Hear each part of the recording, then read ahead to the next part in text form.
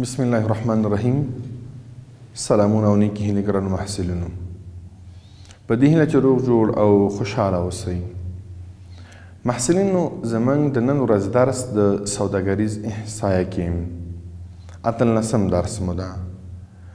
د یادولو وړ ده چې مخکې درس کې مو په تېر ورځ په احصایوي جدول باندې مو بحث درلودل او آخر درس مو د هغې کې د احصایوي جدول ګټې وي چې احصایوي جدول څه ګټې لري. خو زه د همغې درس په ادامې سره نن هم مو د احصایوي جدول مشخصات موږ لولو. یعنې زموږ د نن ورځې اصلي موضوع د احصایوي جدول مشخصات دي.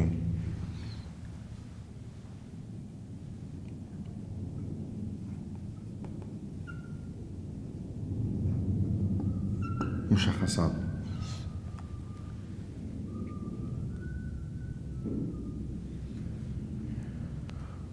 د احصایوي جدول څه مشخصات لري؟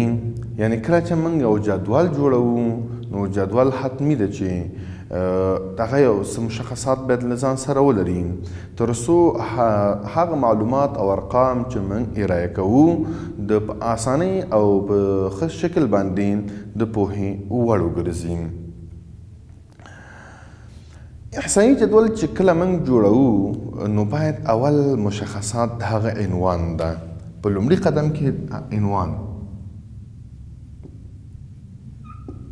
باید ولري. هر جدول چې موږ جوړوو عنوان باید ولري. بدون له عنوان نه جدول مفهوم ارائه کوي موږ ته. جدولونه خو به هم ډېر لیدلي وي، خو هغه جدول موږ لپاره مهم وي چې هغه عنوان ولري. د هغه باندې پوه شو چې دغه ارقام او اعداد د څه لپاره ده، څه لپاره راټول شوي دي. مثلا دلته چې هر احصایي جدول باید یو عنوان ولري او د یو جدول عنوان باید په روښانه توګه د هغه په پورتنۍ برخه کې ولیکل شي او درې شیان باید پکې واضح او څرګند وي. محصلینو، کله چې زه جدول جوړوم، فرض کړم دا زما یو جدول ده، زه جدول جوړوم، عنوان دلته لیکم، په دې ځای کې عنوان لیکم او دا عنوان مې باید واضح او روښانه وي. کله چې موږ عنوان ټاکو د خپل جدول لپاره کوم نقاط باید پکې مراعات شي؟ اول درته چې د بحث موضوع او په جدول کې د لیکل شوي عددونو محتوا. بحث موضوع مو څه شی ده او په جدول کې د لیکل شوي عددونو محتوا مو څه ده؟ څه لپاره ده دا عنوان؟ دوم درته هغه ځای چې عددونه په بر کې نیسي. دویم دغه جدول د کوم ارقامو ده، د کوم ځای ده، ځای باید معلوم شي. او درته وایي چې درېیم نقطه چې په عنوان کې ډېر مهم ده، هغه وخت چې د لیکل شوي عددونو په وسیله په بر کې نیول شوی وي، وخت باید معلوم وي. مثلا موږ یو ساده مثال درته وایو چې دلته چې موږ عنوان ورته ټاکو، عنوان باید زموږ درې خصوصیات ولري. اول ارقام او اعداد ماته روښانه کړي، په کوم وخت کې ده او په کوم ځای کې ده. مثلا د کابل د محصلینو د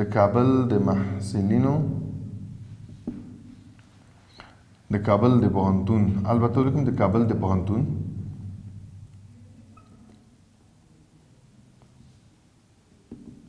د کابل د پوهنتون د محصلینو شمیر،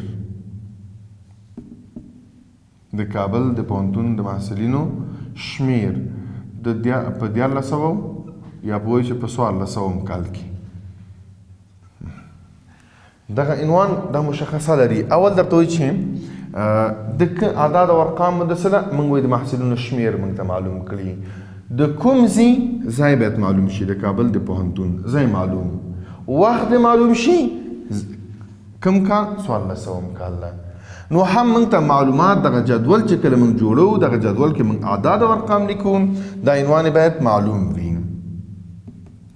عنوان کې درې مشخصې مو لوستل چې په هغې ځای کې د بحث موضوع مو څه ده باید ولیکل شي. موږ چې د کابل د پوهنتون د محصلینو شمیر په 1400 کې څومره ول، هم پکې ځای معلوم شو چې د کوم ځای د کابل د پوهنتون، او هم پکې وخت معلوم شو د کوم کال. ځکه چې که ځای معلوم نشي هم موږ ته معلومات موږ وایو چې د محصلونو شمیر د محصلونو شمیر د کوم ځای نه ځای پکې معلوم ده نه پکې کال معلوم ده که یوازې ځای هم پکې معلوم د کابل د پوهنتون د محصلونو شمیر پکې وخت معلوم نه وي نو کال په کال تغییر راځي پکې محصلونو شمیر کې نو ضرور دا ده چې موږ اعداد او ارقام چې راټولوو دا مشخصات باید ولري دوهم سرچینه اعداد او ارقام له کوم ځای نه موږ اخلو باید سرچینه معلوم وي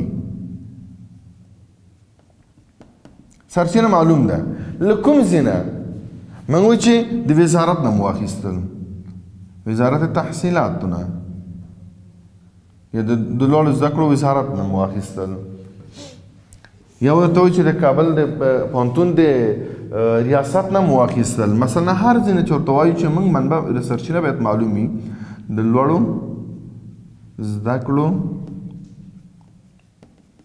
وزارت نه مو واخیسته له کوم کال کې کال به معلوم وي هغه مکمل ادرس به معلوم وي له کوم ځای نه مو واخیسته دا ارقام او اعداد یعنی هر کله چې اولي یا اصلي عددونه په لومړي ځل د څېړونکي له لوري راجمع شوي وي کولی شو چې له هر ډول سرچینې یادولو پرته یې په یو جدول کې ولیکي خو که چیرې لیکل شوي عددونه اولي عدد نه وي باید د جدول په اخره کې د سرچینې په یادولو سره راوړل شي په څه معنا سره موږ اعداد او ارقام چې اخلو دا سرچینه یا دا چې اولي عدد وي اولي وي یا دا چې اولي نه وي اول ځل لپاره نه وي له دې نه مخکې د اعداد او ارقام له کوم ځای نه واخیسته ده خو نو باید یا دوهمي وي دویمي چې ورته ویل کېږي دویمي وي نو په هر حالاتو کې موږ وایو چې اولي وي که دویمي وي باید سرچینه باید معلومه شي چې کوم ځای نه موږ د اعداد او ارقام راټول کړی ده دریم مشخصه چې باید د ولري هغه یادښت ده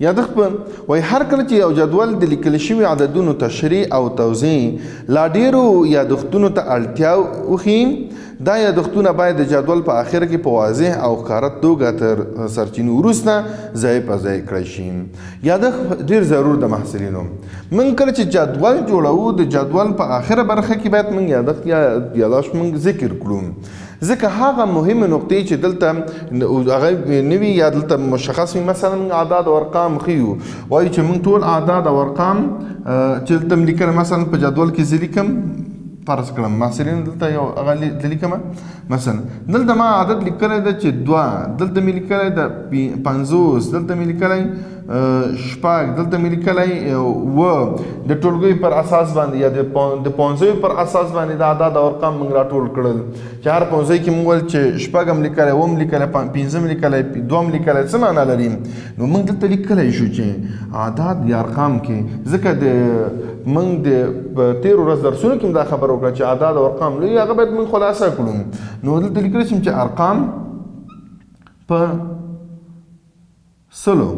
سلو ده یا په زرو ده په زرو په څه معنا سره اوس کله چې دا زه پوه شم چې دا څه معنا زرو مې لیکلی یعنې دلته مې لیکلی د چا شپږ زره داسې 7,000 یا ته مې لیکلی چې په سلو باندې ده څه 50 ده 500 ده دا په دوه ده دا 200 یا همدغسې اعداد او ارقام چې موږ کله دلته کوو نو په دغه شکل باندې موږ په اسانۍ سره یې کولی شو چې د پوهې وړ یعنې مهم نقطه مو دا ده چې باید موږ دلته څه وکړو یادښت ولرو یا نور داسې نور ځانګړتیاو لپاره ته ضرورت ولري یا داسې نور نقاط ته چې کلیدي نقاط وي هغه باید ذکر شي هغه باید موږ کولی شو چې په یادښت کې ذکر یې کړو د جدول ستون او قطارونه بل مهم خبره مو په د جدول په جوړونه کې یا مشخصاتو کې د جدول هغه مهم خبره ده چې زموږ جدول هم قطار ولري او هم ستونونه ولري څه معنا لري چې موږ دلته داسې په دې شکل باندې هغه ستون لرو قطارونه باید ولرو موږ تر څو اعداد او ارقام د کوم مقصد په خاطر باندې چې هغه ولیکل شي مثلا موږ درته وایو چې د پوهنځیو په سطحه باندې که زه اعداد او ارقام ولیکم مثلا د کابل پوهنتون اعداد او ارقام ولیکم نو په دې ځای کې موږ کولی شو چې دلته وایو چې پوهنځی ده د پوهنځی په سطحه اول لیکم اقتصاد د اقتصاد پوهنځی څومره ده تعداد درته وایي دلته تر څو موږ درته پوه شي. بیا دا تعداد موږ په دوو برخو باندې ویشو که نه، چې طبقه د ذکور ده او اناث دي. اناث یا ښځینه او نارینه څومره دي پکې.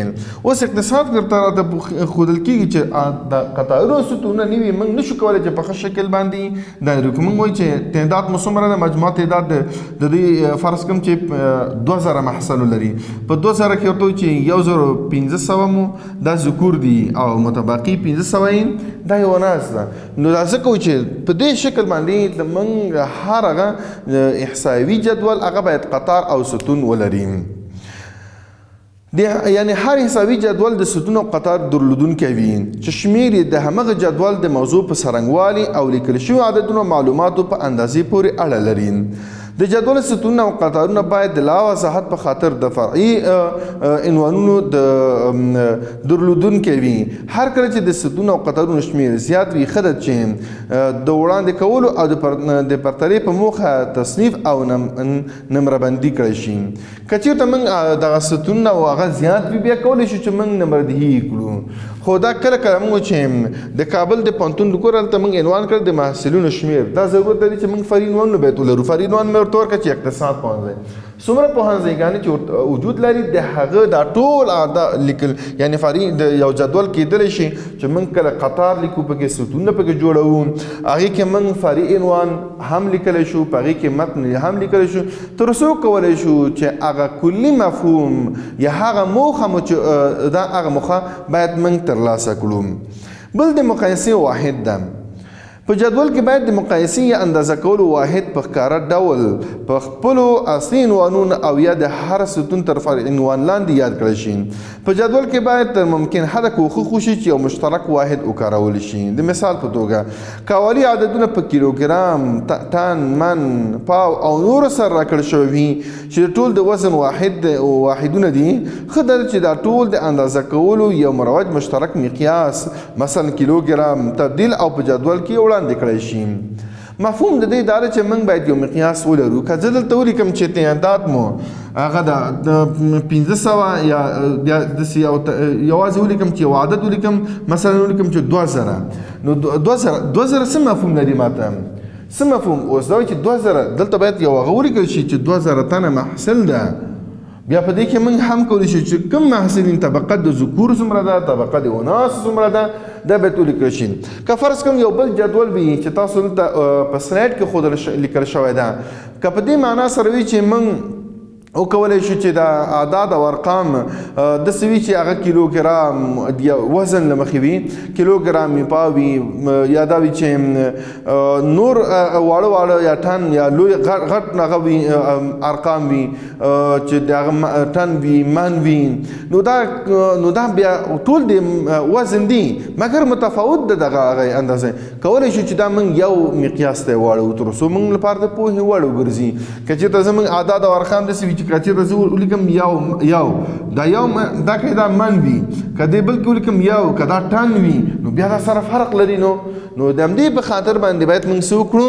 نو په دغه شکل باندې موږ ټول یو واحد ته یې واړوو تر څو د پوهې وړ وګرځي. نو محصلینو دا زموږ د جدول هغه مشخصات و چې زموږ جدول باید عنوان ولري. د عنوان نه وروسته مو سرچینه باید معلوم وي چې له کومې سرچینې نه اخیستل شوې ده. دریم دا و چې یادښت باید پکې ولي چې باید په آخره برخه کې ولیکل شي.